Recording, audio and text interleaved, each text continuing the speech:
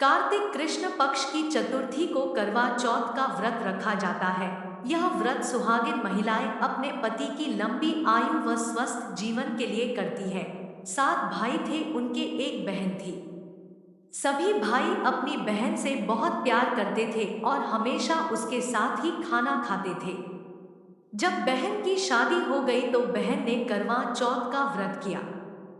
सभी भाई शाम को खाना खाने बैठे तो अपनी बहन को खाने के लिए बुलाया। तब बहन ने कहा कि आज मेरे चौथ माता का व्रत है। तब भाइयों ने सोचा कि चांद पता नहीं कब तक उदय होगा, अपनी बहन तो भूखी है।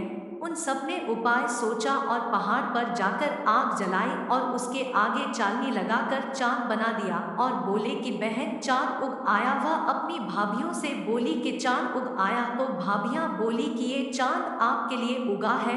वह भोली थी, नकली चांद के अर्घ देकर भाइयों के साथ खाना खाने बैठ गई। उसने जैसे ही पहला ग्रास तोड़ा तो उसमें बाल आ गया।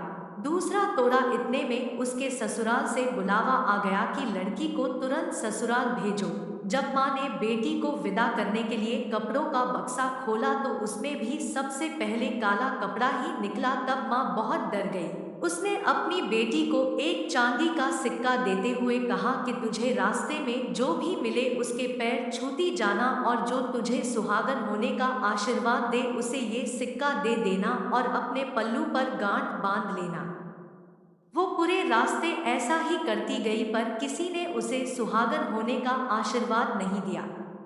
जब वह अपने ससुराल पहुंची तो बाहर उसकी जेठुती खेल रही थी। उसने उसके पैर छुए तो उसने सदा सुहागन का आशीर्वाद दिया। तो उसने सिक्का जेठुती को दिया और पल्लू पर गांठ बांध ली। जब घर के अंदर गई तो देखा कि उसका पति मरा पड़ा है। जब उसके पति को जलाने के लिए ले जाने लगे तो उसने नहीं ले जाने दिया।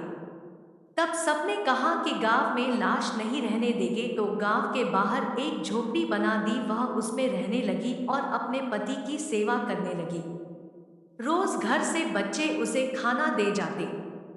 कुछ समय बाद माघ की चौथ आई तो उसने व्रत किया। रात को चौथ माता गाजती गरजती आई तो उसने माता के पैर पकड़ लिए। माता पैर छुड़ाने लगी, बोली 7 भाइयों की बहन घनी भूखी, मेरे पैर छोड़।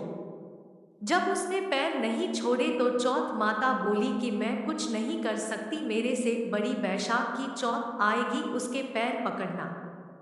कुछ समय बाद बैशाख की चौथ आई तो उसने कहा कि मैं कुछ नहीं कर सकती, मेरे से बड़ी भादवे की चौथ आएगी, उसके पैर पकड़ना। जब भादवे की चौथ आई तो उसने भी यही कहा कि मैं कुछ नहीं कर सकती, मेरे से बड़ी कार्तिक चौथ है, वो ही तेरे पति को जीवन दे सकती है, लेकिन वो तेरे से सुहाग का सामान मांगेगी तो तू वो सब तैयार रखना। लेकिन मैंने तुझे ये सब बताया है, ऐसा मत कहना। जब कार्तिक चौथ आई तो उसने अपने पति के लिए व्रत रखा। रात को चौथ माता आई तो उसने पैर पकड़ लिए तो माता बोली 7 भाइयों की लाडली बहन घड़ी भूखी, घड़ी दिसाई पापिनी, मेरे पैर छोड़। तब वो बोली कि माता मेरे से भूल हो गई, मुझे माफ कर दो और मेरे पति को जीवन दान दो। जब उसने माता के पैर नहीं छोड़े तो माता बोली कि ठीक है, जो सामान मैं मांगू वो मुझे लाकर दे। माता ने जो सामान मांगा वो उसने लाकर दे दिया। तब चौथ माता बोली कि तुझे ये सब किसने बताया? वो बोली कि माता मैं इस जंगल में अकेली रहती हूँ, मुझे ये सब बताने यहाँ कौन आएगा। चौथ माता ने मांग में से सिंदूर लिया, आँख में से काजल व चिटली अंगुली से मेहंदी निकालकर उसके पति के छिटा तो उसका पति जीवित हो गया। माता ने उसके पति को जीवित कर दिया और सदा सुहागन का आशीर्वाद दिया। सुबह बच्चे जब खाना लेकर आए तो अपने चाचा को जीवित पाया।